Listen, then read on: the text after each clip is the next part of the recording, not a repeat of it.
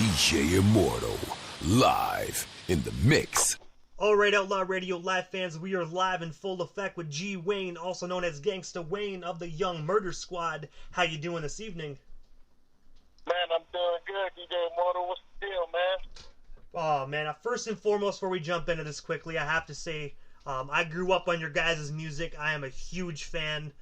So thank you so much in advance for providing me with your time, man. Young Murder Squad was always popping in my headphones when I was young.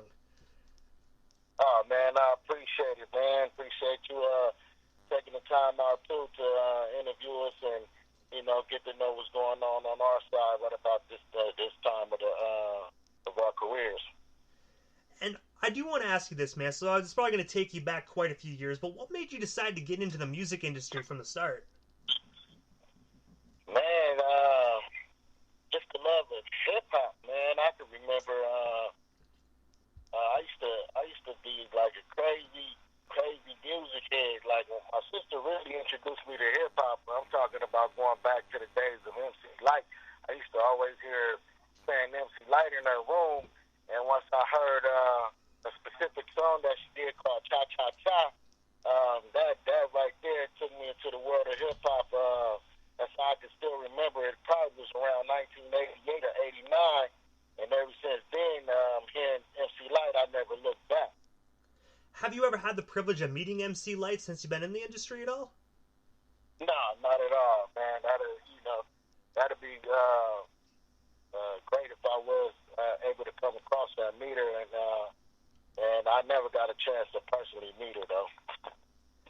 So, as we all know, you were a member of the Young Murder Squad. I have to ask you, what's the story behind that formation? How did you, Young Money, and Young D get connected? Oh, man, short story, we all basically kind of grew up around each other. I don't know if you're familiar with the streets of L.A., but we got blocks that's kind of close to each other. Young Pride grew up on basically down the street from me, and Young D grew up basically like a couple of blocks over.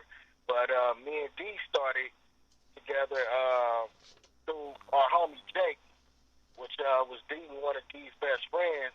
I went to school with Jake, and Jake, he knew me rapping, and Young D was rapping, and Jake kind of got us together and plugged us on that level.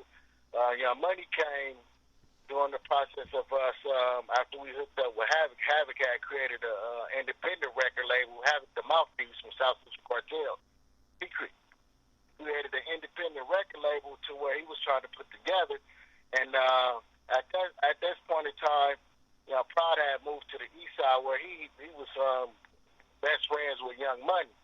So Havoc basically took Young Pride, the best friend Young Money, and kind of put us together at the time because Young Pride had a group called Evil Side. So they kind of put us together, and that's how we came up with the Young Murder Squad. And I have to say, you guys had such amazing chemistry on the microphone, man. You guys really had that West Coast hip hop sound. I really enjoyed all your records, man. I do got to say that for a fact. No, I appreciate it, man. Appreciate it. And one of my favorite records by you came out in 1996. Your guys' album called How We Livin'. I have to ask you, what's the story and inspiration behind that iconic record? We was young, man. We was young, having fun then. How We Livin' came about because basically at the time that's how we was living. You know what I mean? Murder Squad, we was a branch off the Big Murder Squad, which came Havoc the Mouthpiece, Big Prodigy, Havoc the Ron Son.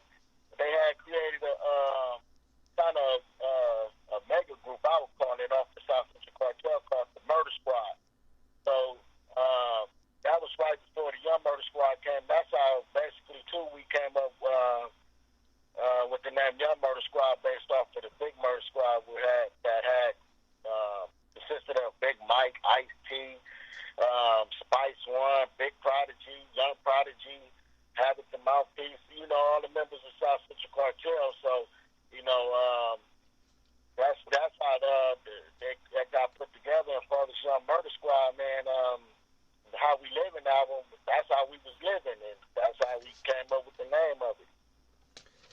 also, you were also signed to GWK Records, which was actually Havoc's record label. I have to ask you, what was it like actually being signed to that label and actually rolling with South Central Cartel? Man, it was fun. It was fun.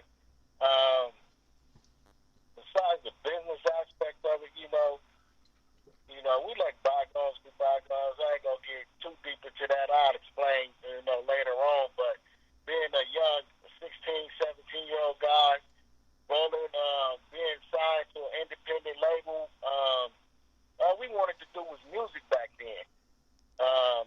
So for me, I had a lot of fun, man. Accomplished a lot of things, and that part I appreciate it, man. I got a lot of good memories from being signed to GWK and being given that opportunity. And you guys did a lot of great work with GWK and the South Central Cartel. I remember the Murder Squad record that you all did together. Right.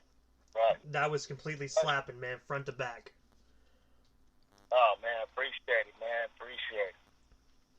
And also, you were also part of the group, the Cali Boys, with Young Prodigy. I have to ask you, what's the story behind that formation? And, what was it like actually doing the Cali Boys? Man, the Cali Boy album was fun, too, man. That's about the time that me and Devious, we had started out venturing on independent and creating our own label. So we had created an independent called Strong Arm Entertainment. And we wanted to, we didn't just want to, okay, we're going to do another Young Murder Squad on Strong Arm Entertainment. And now we wanted to bring all the fellas with us. So we had Young Prodigy that was a part of it. We had Drew, which is Young Prodigy's cousin, a part of it. Our homie Jack, Young D's cousin, Young Tuck. And it was our first time kind of venturing into producing. So 85% of that album I have produced myself.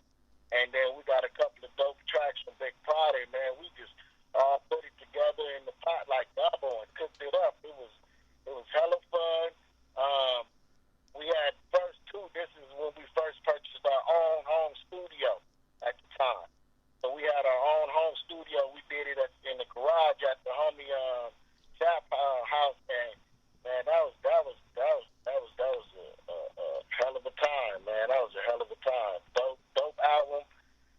We didn't. I ain't gonna say we did put a lot of blood, sweat, and tears into it, but the thing we had most out of it, we had memories and we had a lot of fun putting it together.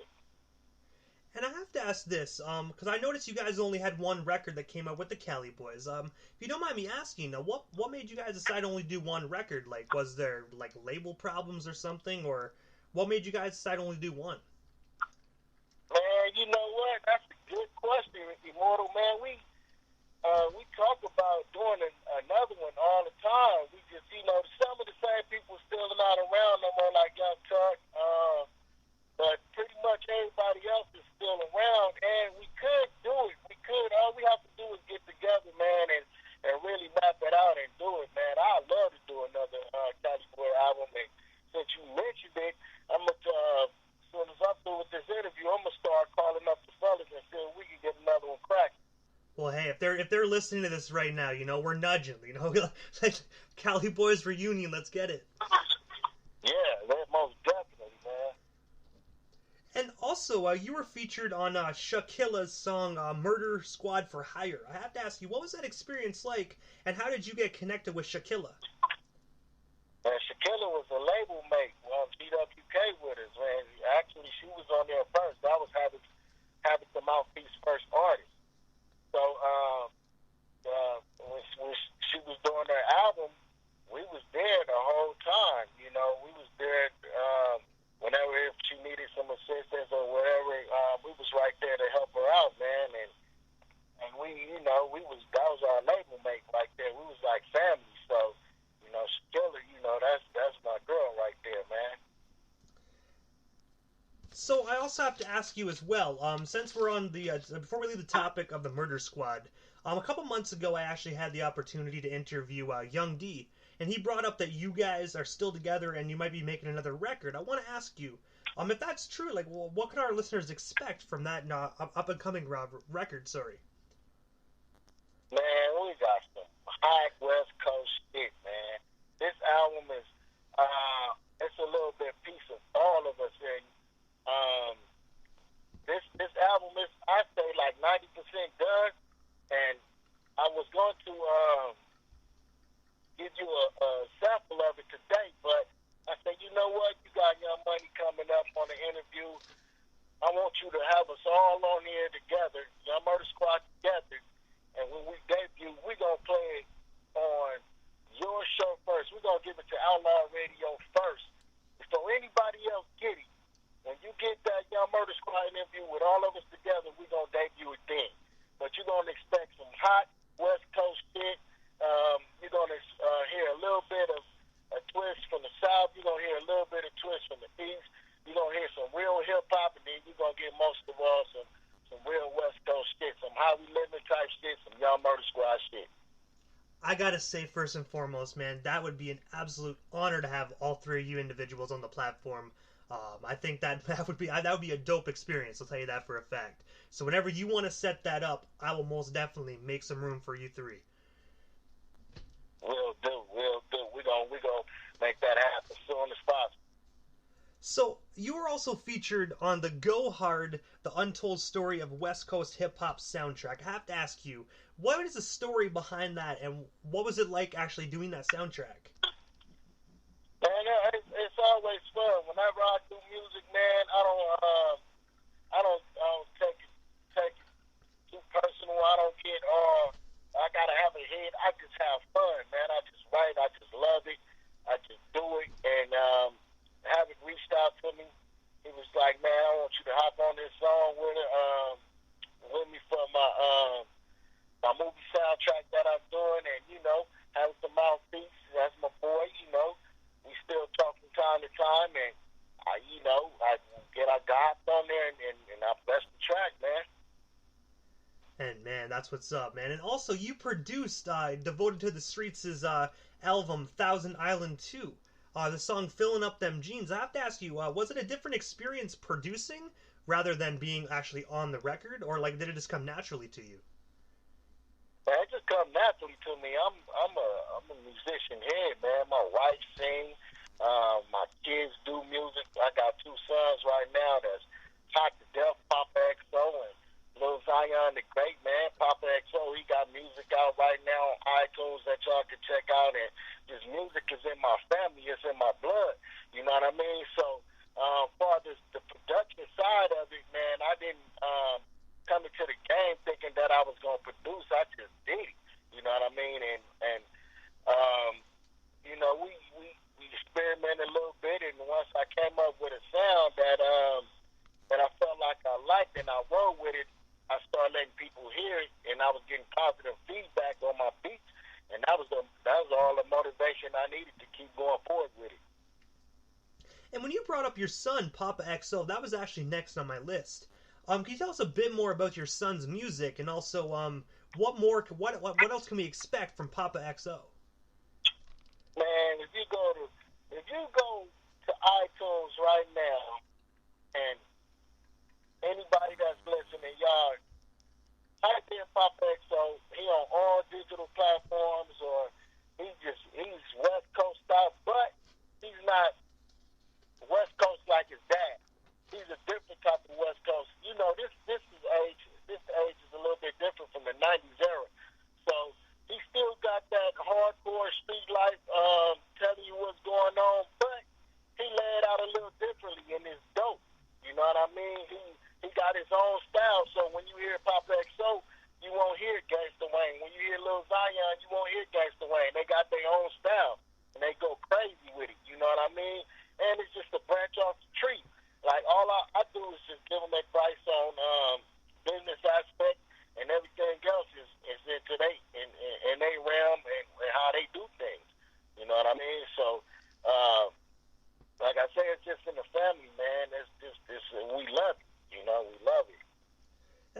ask, do you actually produce your son's music, or does he have someone else doing that for him? Nah, he has his own producers, his own promotion team, his own camp. He got his own little thing, man. You know what I mean? MPMG, that's what his squad is, and you know they doing a hell of a job, man. I don't, me personally, I just let my kids. I'm not the type of father that force them to do anything or feel like they got to do what I say. I let them take their own routes, their own avenues. They take my advice. That's all I'm grateful for that. If they take my advice on how I'm giving them pointers on the business aspect, then that's all I need for them to blossom and become their own men. But at the end of the day, Young Murder Squad and Pop XO like Lil Zion, they the same family, but they different avenues, different aspects of what we got going on. And I have to ask you, G. Wayne, what's next for you, other than the new Young Murder Squad record? What more can we expect from you? Y'all can expect the solo coming soon. I'm pretty much like 70% done with the solo. It'll be, you know me as Gangsta Wayne, but that was when I was younger. Now I go by the MO Boss Wayne, and that's my new name because I feel like I'm a boss.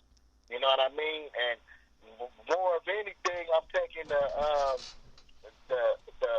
independent boss aspect of the game, doing everything myself, creating my own company and, all money in, like the late great Myth Hustlers, all money in. So, y'all can expect the solo work from Gangsta Wayne, solo album from Gangsta Wayne, a.k.a. Boss Wayne. So, Boss Wayne, I gotta ask you this, man. This is the time in the interview that I give a chance for the individual that comes on the show, just a chance to give shout-outs to whomever they want to give shout-outs to, and also your social media handles. That way our listeners can follow you if they're not already doing so. Oh, for sure, man. G_Wayne1. That's my Instagram.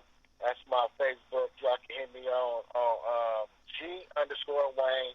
And pretty much look at what I got going on. I post from time to time on Instagram. You will see me promoting my son a lot because that's the project that we got out right now, Papa XO. You can hit him up at Papa_XO. That's POPPA_XO. That's the project that I'm involved with right now. And it's out on all platforms. Digitally, and we got hard CDs that you guys can hit me on Instagram, autograph hard copies that you guys can cop from Papa XO, and also, like I say, G_Wayne, that's me. Expect the solo album coming soon, and I will have hard copies, CDs, and it will be on all digital outlets. And that's what's up, guys. So make sure you stay on game, follow him, and most definitely get yourself an autographed hard copy of Papa XO. And I want to thank you, DJ Immortal, for having me on the Outlaw Radio Show. Appreciate you guys. Much love to Canada up there, and we love y'all, man. Appreciate y'all. Hey, man, most definitely. Like I said before, I am such a huge fan of the Young Murder Squad. I grew up on your guys' music, so it's an absolute honor, man. Thank you so much, and hopefully down the road we'll talk again soon.